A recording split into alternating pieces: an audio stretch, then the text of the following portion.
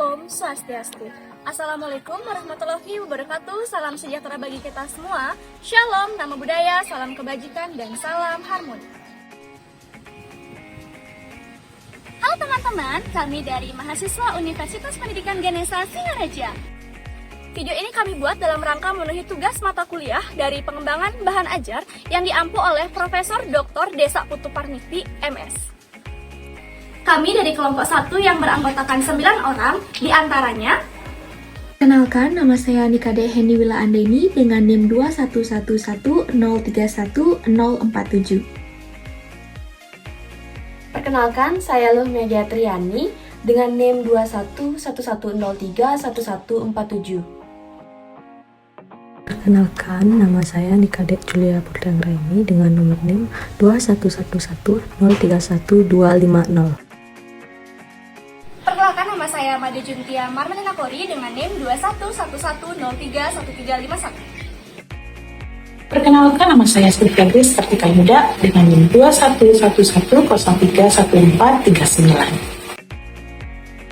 Kenalkan, nama saya Adina Sabita Apsari dengan NIM 21110312293 absen 17 dari kelas 5D. Perkenalkan, nama saya Yudi Krisna Opiantika dengan NIM 21110311371 dengan nomor absen 22. Perkenalkan, nama saya Ketua Eka Secarewi dengan NIM 21110331322 dengan nomor absen 23. Perkenalkan, saya Kadek Sinta Kristiani dengan NIM 21130111042 dari kelas 5D.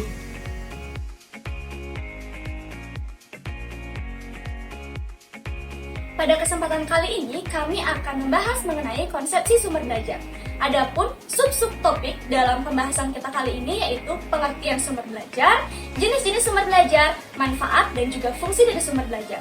Nah, untuk mempersingkat waktu, langsung saja simak videonya. Baik, di sini saya akan menyampaikan pengertian dari sumber belajar. Yang pertama yaitu menurut Hafid, sumber belajar adalah sesuatu yang dapat mengandung pesan untuk disajikan melalui penggunaan alat ataupun oleh dirinya sendiri, dapat pula merupakan sesuatu yang digunakan untuk menyampaikan pesan yang tersimpan di dalam bahan pembelajaran yang akan diberikan. Sumber belajar juga dapat berarti segala sesuatu, baik yang sengaja dirancang maupun yang telah tersedia, yang dapat dimanfaatkan baik secara sendiri maupun bersama-sama untuk membuat atau membantu peserta didik belajar. Yang kedua ada menurut Januszewski dan Molenda. Sumber belajar adalah semua sumber termasuk tools, material, device, setting, dan people yang mungkin dipergunakan oleh pembelajar baik secara sendiri-sendiri maupun dalam bentuk gabungan untuk memfasilitasi kegiatan belajar dan meningkatkan kinerja. Yang ketiga adapun menurut Degeng Inyoman Sudana. Sumber belajar adalah segala sesuatu yang berwujud benda dan orang yang dapat menunjang kegiatan belajar. Sumber belajar dapat dibedakan menjadi dua kategori, yaitu sumber belajar untuk belajar dan sumber belajar sebagai ajang belajar, yaitu bahan atau alat yang dipergunakan untuk kegiatan belajar, misalnya batang kayu untuk diukir, kertas untuk menggambar. Jadi, sumber belajar mencakup semua sumber yang mungkin dapat dipergunakan oleh pembelajar agar terjadi perilaku belajar. Yang keempat ada menurut Percival. Sumber belajar adalah seperangkat bahan atau situasi belajar yang dengan sengaja atau tidak sengaja diciptakan agar pembelajar secara individual dan atau secara bersama-sama dapat belajar. Nah, berdasarkan uraian yang telah dipaparkan tadi, dapat disimpulkan bahwa sumber belajar itu adalah semua sumber seperti pesan, orang, bahan, alat, teknik, dan latar yang dimanfaatkan peserta didik sebagai sumber untuk kegiatan belajar dan dapat meningkatkan kualitas belajarnya. Di dalam sumber belajar terdapat beberapa komponen utama yang mendukung sumber belajar tersebut. Di antaranya yaitu yang pertama itu ada komponen pesan, yang merupakan pelajaran atau informasi yang diteruskan oleh komponen lain dalam bentuk ide, fakta, arti, data, dan lain sebagainya. Yang kedua itu ada komponen orang atau manusia. Ini sebagai penyimpan, pengolah, dan penyaji pesan. Kemudian yang ketiga itu ada komponen alat. Ini merupakan sesuatu yang digunakan untuk menyampaikan pesan yang tersimpan di dalam suatu bahan. Kemudian yang terakhir itu ada komponen teknik. Ini merupakan prosedur rutin atau acuan yang disiapkan untuk menggunakan bahan, peralatan, orang, dan lingkungan untuk menyampaikan suatu pesan. Untuk selanjutnya, saya akan membahas mengenai jenis-jenis sumber belajar. Nah, sumber belajar dapat dibedakan menjadi beberapa jenis. Menurut Daryanto, Sadirman, dan Slamitu 2020, jika dilihat dari asal-usulnya, sumber belajar dapat dibedakan menjadi dua macam, yaitu yang pertama, sumber belajar yang dirancang. Sumber belajar yang dirancang merupakan sumber belajar yang sengaja dibuat sebagai tujuan instruksional. Oleh sebab itu, dasar rancangannya yaitu isi, tujuan kurikulum, serta ciri-ciri siswa tertentu. Sumber belajar jenis ini juga dikenal sebagai bahan instruksional atau instructional materials. Contohnya yaitu modul, bahan pengajaran terprogram, slide untuk sajian tertentu, video topik khusus, komputer instruksional, dan guru bidang studi. Yang kedua yaitu ada sumber belajar yang mudah tersedia. Nah, sumber belajar yang mudah tersedia merupakan sumber belajar yang sudah ada untuk maksud non-instruksional, tetapi dapat digunakan sebagai sumber belajar yang kualitasnya sepadan dengan jenis by design. Contohnya yaitu Museum Bahari, Museum Wayang, Kebun Raya, Taman Nasional, dan buku biografi. Untuk selanjutnya, menurut AECT, Association for Educational Communication and Technology, sumber belajar dapat dibedakan menjadi 6 jenis, yaitu yang pertama pesan, 2 orang, 3 bahan, 4 alat, 5 teknik, 6 lingkungan. Berikut merupakan masing-masing dari penjelasannya. Yang pertama itu ada pesan. Pesan merupakan informasi yang disampaikan oleh komponen yang lain yang biasanya berbentuk ide, makna, dan fakta. Dalam konteks pembelajaran, pesan ini berhubungan dengan isi bidang studi dan akan dikelola serta direkonstruksikan kembali oleh pembelajar. Yang kedua, orang. Orang dalam konteks ini merupakan orang tertentu yang terlibat dalam penyimpanan dan penyaluran pesan. Kemudian, yang ketiga, ada bahan. Nah, bahan merupakan media atau software yang mengandung pesan untuk disajikan melalui penggunaan alat atau dirinya sendiri. Kemudian, selanjutnya itu ada yang keempat, alat. Alat merupakan benda-benda yang berbentuk fisik atau sering disebut sebagai perangkat, kertas atau hardware yang berfungsi untuk menyajikan bahan pembelajaran. Kemudian yang selanjutnya itu ada teknik. Teknik merupakan prosedur atau cara yang digunakan orang dalam memberikan pembelajaran agar tercapai tujuan pembelajaran. Sumber belajar berupa teknik yang dapat digunakan untuk pembelajaran adalah ceramah, diskusi, pembelajaran kelompok, simulasi, permianan, studi eksplorasi, studi lapangan, seminar, dan sejenisnya. Kemudian yang keenam itu ada lingkungan. Nah, lingkungan merupakan situasi di sekitar proses belajar mengajar terjadi. Lingkungan ini dibedakan menjadi dua, yaitu lingkungan berbentuk fisik dan lingkungan berbentuk non-fisik. Nah, untuk selanjutnya itu ada pun jenis sumber belajar menurut Ahmad Roni, yang membagi sumber belajar menjadi beberapa jenis, yaitu yang pertama, sumber belajar cetak. Contohnya, majalah, buku, brosur, koran, poster, ensiklopedia, denah, dan lain sebagainya. Kemudian yang kedua itu ada sumber belajar non cetak. Contohnya film, video, slide, model, boneka, audio kaset, dan lain-lain. Kemudian yang ketiga itu ada sumber belajar yang berupa fasilitas. Contohnya perpustakaan, ruang belajar, auditorium, studio, lapangan, olahraga, dan lain sebagainya. Kemudian yang keempat itu ada sumber belajar yang berupa kegiatan, contohnya observasi, wawancara, kerja kelompok, permainan, simulasi, dan lain-lain. Kemudian yang kelima itu ada sumber belajar yang berupa lingkungan, contohnya taman, terminal, dan lain-lain. Di sini saya akan menjelaskan manfaat dari sumber belajar itu sendiri. Adapun menurut Sujarwo dalam Hafid A 2011, ada beberapa manfaat dari sumber belajar. Di antaranya yang pertama, memperjelas penyajian pesan agar tidak terlalu bersifat verbalistis. Dalam hal ini artinya bentuk kata-kata tertulis atau tidak hanya lisan belaka. Yang kedua, mengatasi keterbatasan ruang, waktu, dan daya indera. Jadi dengan sumber belajar, kita dapat mengatasi atau meminimalisir batasan baik itu ruang, waktu, dan daya indera untuk belajar. Yang ketiga, yakni menimbulkan kegairahan belajar. Interaksi lebih langsung antara murid atau siswa dengan adanya sumber belajar akan lebih aktif melalui sumber belajar yang disediakan oleh pendidik.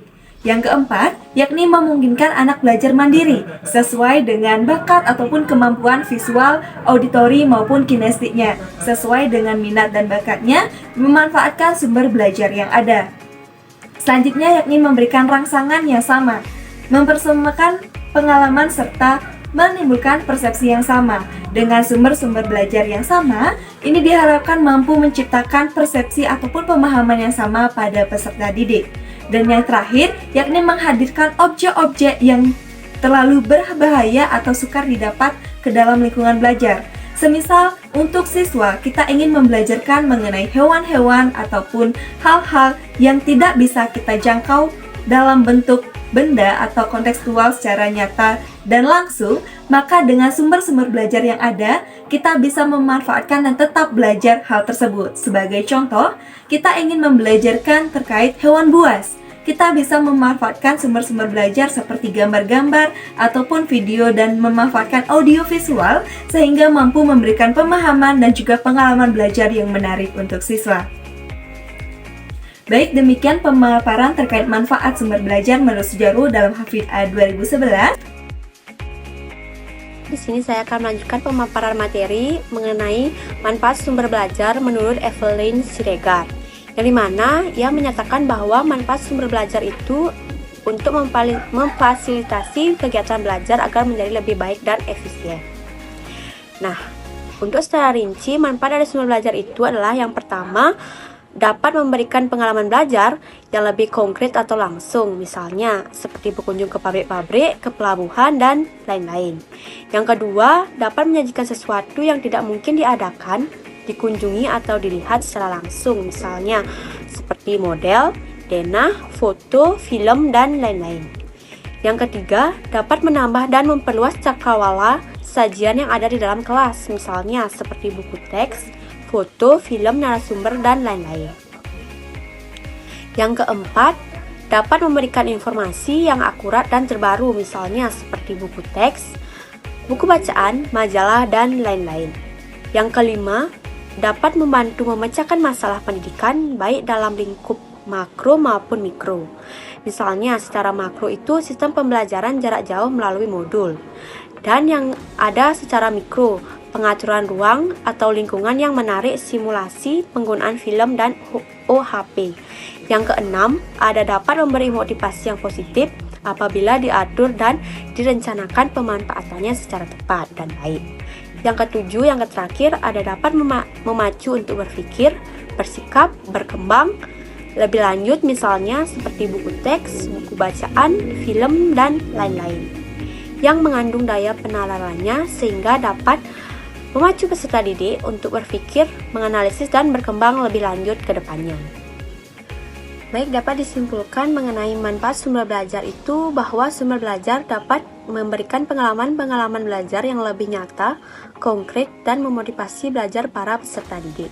Oleh karena itu, kita sebagai pembelajar sebaiknya dapat mengelola sumber belajar dengan sebaik-baiknya agar dapat memberikan hasil yang optimal dari peserta didik. Berikut materi yang akan saya paparkan yaitu fungsi sumber belajar. Sumber belajar memiliki peranan yang sangat penting bukan hanya dalam proses belajar dan pembelajaran, tetapi juga dalam kehidupan sehari-hari.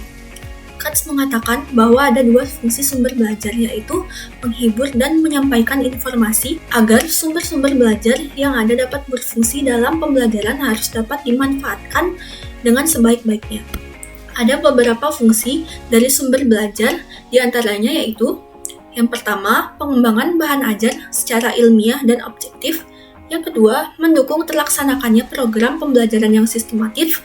Yang ketiga yaitu membantu pengajar dalam mengefisiensikan waktu pembelajaran dan menghasilkan pembelajaran yang efektif. Yang keempat, meringankan tugas pengajar dalam menyajikan informasi atau materi pembelajaran, sehingga pengajar dapat lebih banyak memberikan dorongan dan motivasi belajar kepada peserta didik. Yang kelima, meningkatkan keberhasilan pembelajaran karena peserta didik dapat belajar lebih cepat dan menunjang penugasan materi pembelajaran. Yang keenam yaitu mempermudah peserta didik untuk mendapatkan pembelajaran yang berpusat pada peserta didik sehingga peran pengajar tidak dominan dan menciptakan kondisi atau lingkungan belajar yang memungkinkan siswa belajar. Yang ketujuh, peserta didik dapat belajar sesuai dengan kebutuhan, kemampuan, bakat, dan minatnya. Yang kedelapan, memberikan informasi atau pengetahuan yang lebih luas, tidak terbatas ruang, waktu, dan kebatasan indera. Adapun fungsi dari sumber belajar menurut Camp dan Smiley sebagai berikut yaitu, yang pertama, meningkatkan produktivitas pembelajaran yaitu dengan jalan. Yang pertama yaitu mempercepat laju belajar dan membantu pembelajaran untuk menggunakan waktu secara lebih baik. Yang kedua, mengurangi beban guru dalam menyajikan informasi sehingga dapat lebih banyak membina dan mengembangkan gairah belajar siswa. Yang kedua, memberikan kemungkinan pembelajaran yang sifatnya lebih individual dengan cara yang pertama, mengurangi kontrol guru yang kaku dan tradisional. Yang kedua, memberikan kesempatan bagi siswa untuk berkembang sesuai dengan kemampuannya. Di sini saya akan melanjutkan presentasi atau menjelaskan materi selanjutnya mengenai fungsi sumber belajar menurut Camp dan Smiley dalam Dr. Muhammad MPD MS pada tahun 2018 sebagai berikut. Nah, yang pertama adalah memberikan dasar yang lebih ilmiah terhadap pembelajaran yang dengan jalan, yaitu merencanakan program pembelajaran yang lebih sistematis dan pengembangan bahan pembelajaran yang dilandasi penelitian. Nah, yang kedua ada lebih meningkatkan pembelajaran dengan cara meningkatkan kemampuan manusia dalam penggunaan berbagai media komunikasi dan penyajian data dan informasi secara konkret. Yang selanjutnya ada memungkinkan belajar secara seketika karena mengurangi kesenjangan antara pembelajaran yang bersifat verbal dan abstrak dengan realitas yang sifatnya konkret dan memberikan pengetahuan yang bersifat langsung. Nah, yang kedua ada memungkinkan penyajian pembelajaran yang lebih luas terutama dengan adanya media massa. Dengan jalan pemanfaatan secara bersamaan lebih luas tenaga atau kejadian yang langka dan penyajian informasi yang mampu menembus geografis.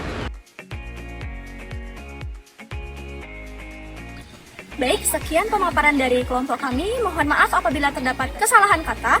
Akhir kata kami tutup dengan Parama Santi. Om Santi Santi Santi Om. Assalamualaikum warahmatullahi wabarakatuh. Salam sejahtera bagi kita semua. Shalom, nama budaya, salam kebajikan, dan salam harmoni.